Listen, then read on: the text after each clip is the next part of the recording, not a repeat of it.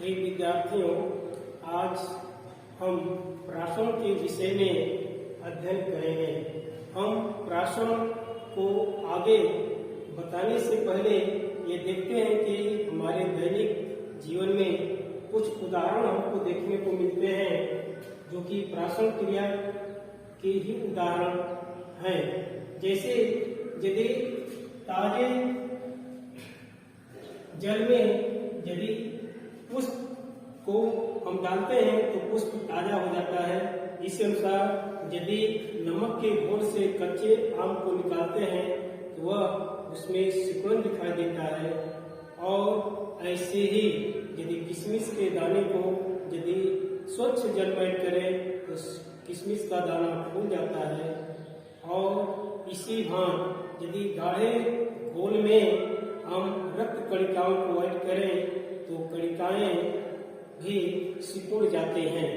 तो इस तरह से इनमें ये जो घटनाएं हैं, सिकुड़ना या फूलना, ये किसी द्रव के या द्रव कणों के प्रवाह के कारण होता है और ये प्राशन क्रिया के एक उदाहरण होते हैं। और ये भी ध्यान दें कि जो भी हमने उदाहरण लिए हैं इसमें एक बात तो निश्चित है कि इन सेल की बनी होती हैं और ये एक सेल मेम्ब्रेन या झिल्ली से घिरी होती हैं। तो जैसे आम का छिलका लीजिए या किशमिश का दाना, ये या पुष्प की पंखुड़ियां, ये सभी झिल्लियों की बनी होती हैं। तो सबसे पहले झिल्ली क्या होता है, प्राशन से पहले झिल्ली के विषय में जानते हैं।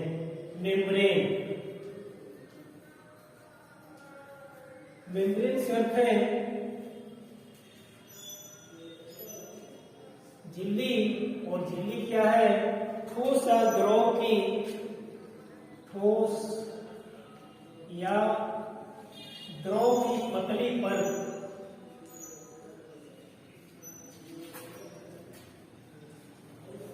लेयर जो माइक्रोस्कोपिक यानी सब माइक्रोस्कोपिक छिद्रों के संघनित रूप होते हैं और पतली परत से बनी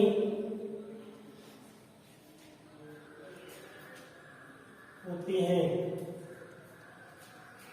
पतली परत से बनी होती हैं जिसमें माइक्रोस्कोपिक छिद्र जो है पाए जाते हैं। और इसी आधार पर यानी अपने से इन झिल्लियों के किसी पदार्थ के कणों के बाहर पूर्णतः पारगम्य होने अथवा अपूर्ण रूप में पारगम्य होने के आधार पर हम झिल्ली को 3 वर्गों में रखते हैं। तो मेम्ब्रेन को 3 वर्गों में रखा जाता है। सबसे पहले परमीबल यानी पारगम्य झिल्ली, जिससे होकर के विलयन के विलय और विलाय दोनों के कण जो है पूर्णतः जो है पार निकल जाते हैं, जैसे फिल्टर पेपर।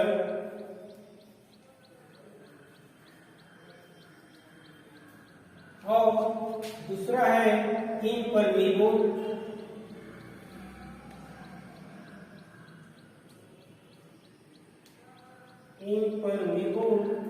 जिसे कोई भी विलय और विलाय में से कोई भी कण बाहर नहीं जाते, यानी पूर्णतः यह अपारगम होती है। इस तरह से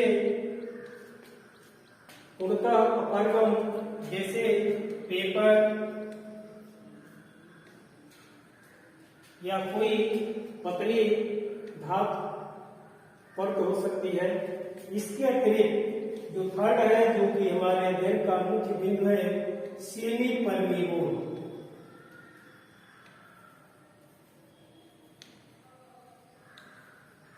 सेमी परमीबल मेम्ब्रेन अर्धपारगम्य झिल्ली।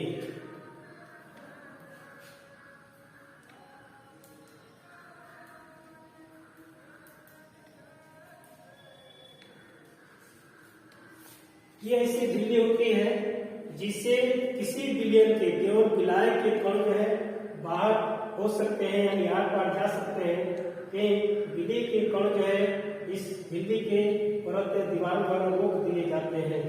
और ये जो झिल्ली है केवल विलायक के कणों के लिए परमीबल होती है, इससे केवल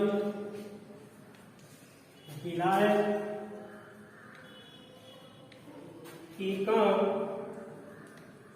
ही पार हो सकते हैं,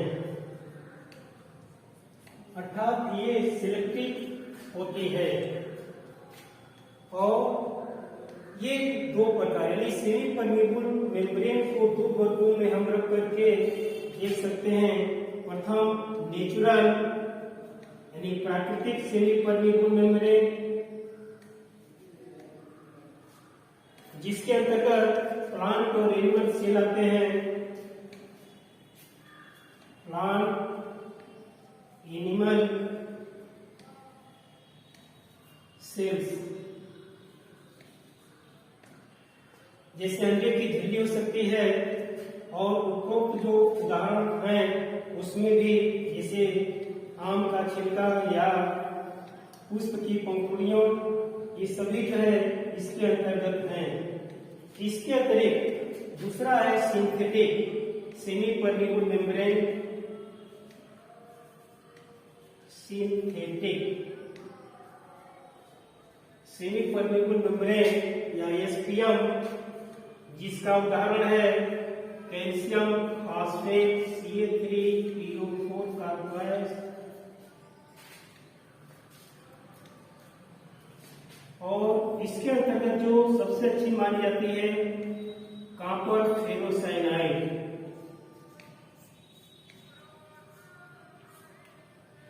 कॉपर फेरोसाइनाइड और इसके अतिरिक्त फिनाल।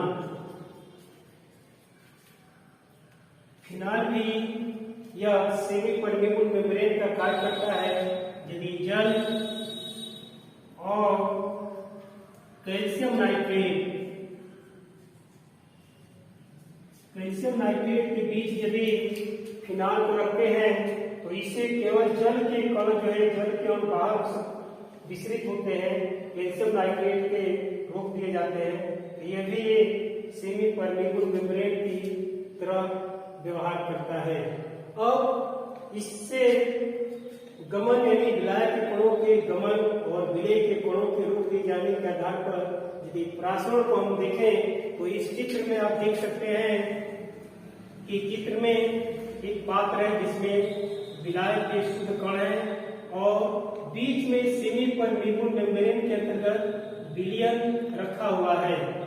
जब इसे हम ऊपर से क्लोज कर देते हैं और इसमें विलयन और विलायक के कण को, विलायक पदार्थ को यदि भर करके देखते हैं तो कुछ समय बाद हम देखते हैं कि इस जो नली है ट्यूब में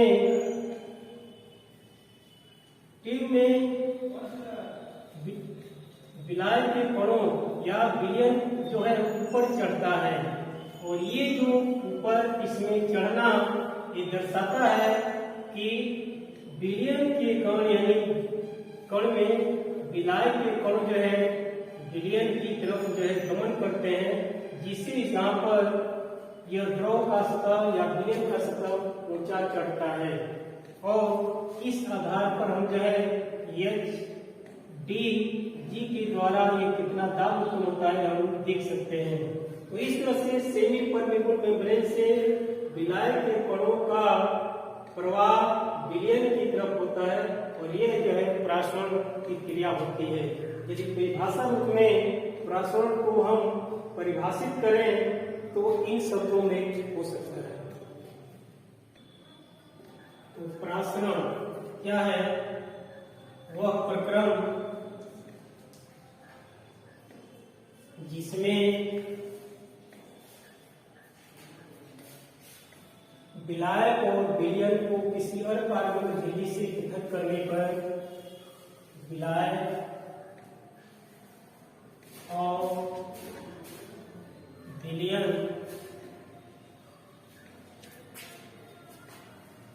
को अथवा सांद्रता के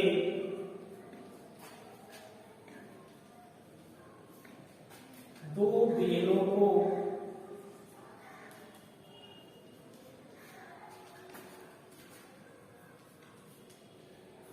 एक अर्धपारगम्य झिल्ली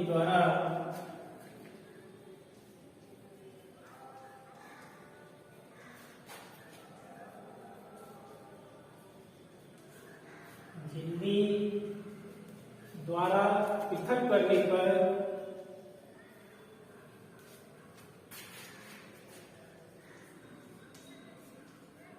करने पर विलायक के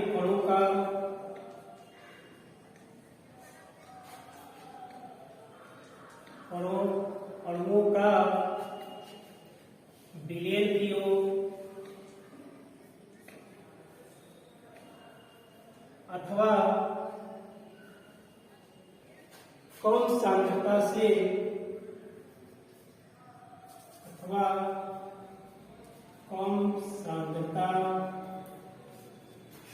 के विलयन से अधिक सांद्रता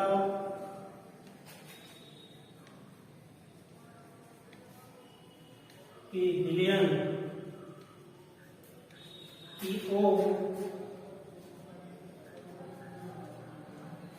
विलायक कणों का प्रवाह होता है।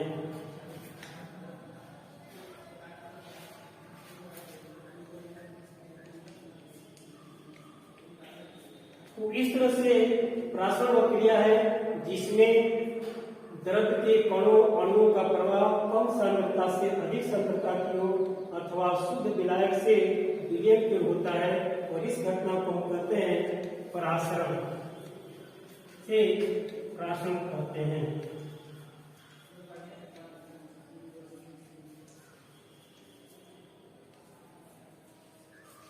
इसके विपरीत हम विसरण यानी डिफ्यूजन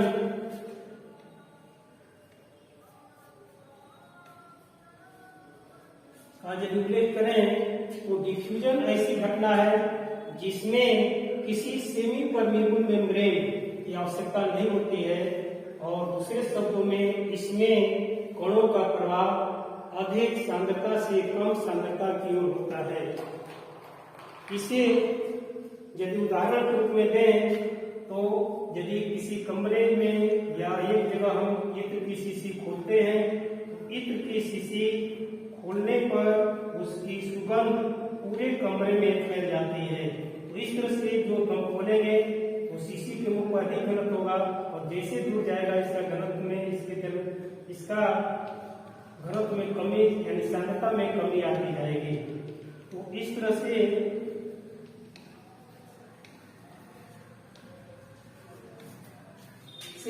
प्रासरण जो है और विसरण में हम दो रूपों में मुख्यतः अंतर कर सकते हैं कि विसरण क्रिया जिसमें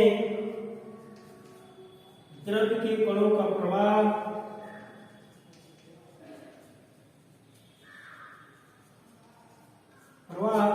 अधिक सांद्रता से कम सांद्रता की ओर, अधिक सांद्रता से कम सांद्रता की ओर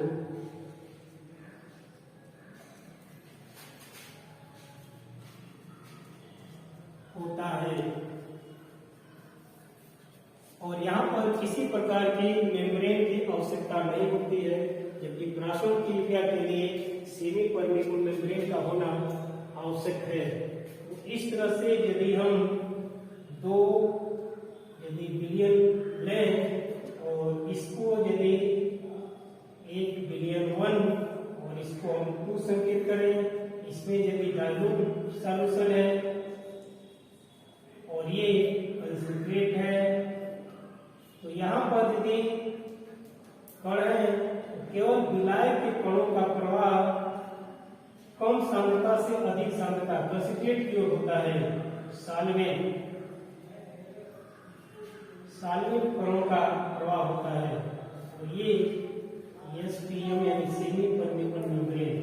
तो इस तरह से प्राशरण क्रिया क्या है और विसरण क्या है और इसका हम इस रूप में प्रदर्शन कर सकते हैं। तो आज हम प्राशरण क्रिया क्या होती है इसका अध्ययन के अगली वीडियो में हम जो हमारा अध्ययन का प्रमुख बिंदु है प्राशरण दाब क्या होता है का अध्ययन करेंगे। धन्यवाद।